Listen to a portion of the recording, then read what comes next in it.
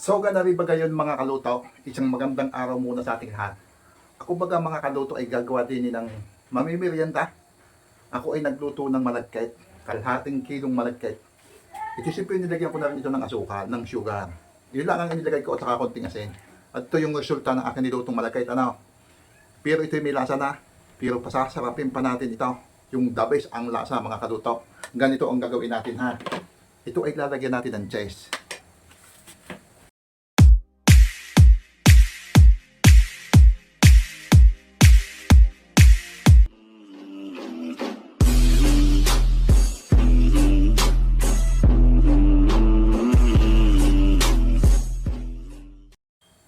Ganap ba kayo mga kaluto? Yan. Pinanipis ko ng ganito, pinalapit ko ng ganito. Tapos, lalagyan ko ito ng cheese dyan sa ibabaw yan. Ganyan mga kaluto. Tapos, ganito ang gagawin natin. Ito. Yan.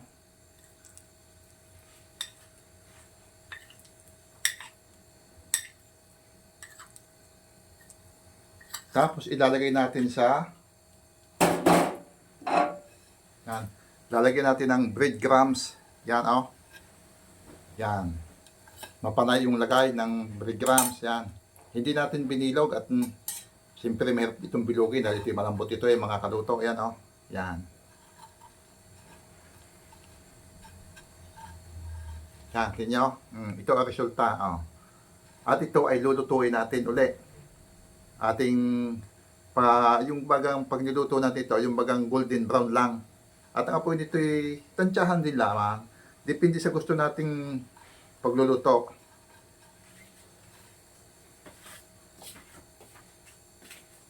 At yan At ito yung una nating ginawa. Lulutuin na lang natin mga kaluto. Yan Yan, ito na ang mga kaluto. Umpisahan na natin ang pagluluto natin. Yan.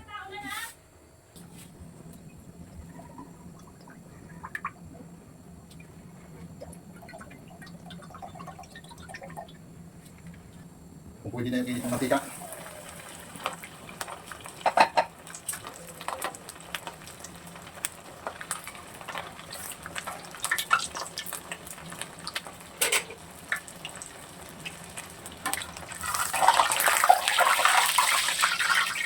Medyo balasan natin ang init at sobrang init na ng mantika mga kaluto.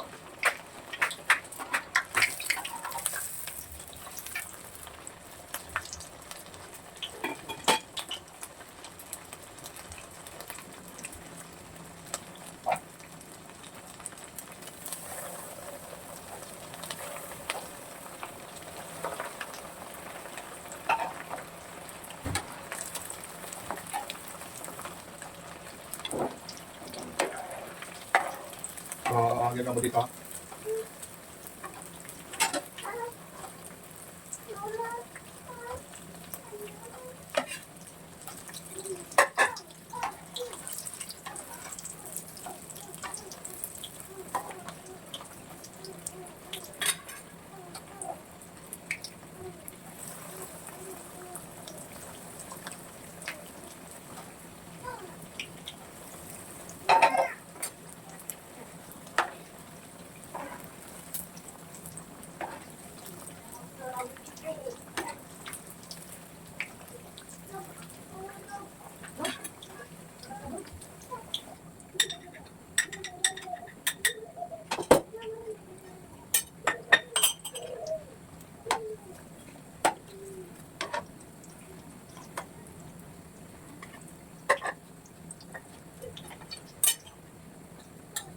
Hindi ko naman ako.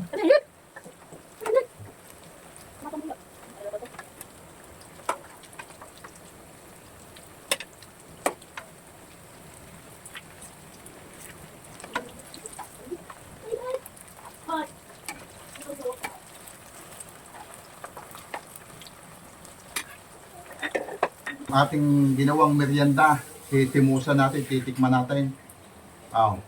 Kung ano bagang lasa, kung ano resulta. Naku po. Init. Bigyan ng lasa. Lasang malagkit. Ayos ang lasa mga kaluto. Lalo na pag nakagat nyo yung cheese. Talagang malasa. Ayos.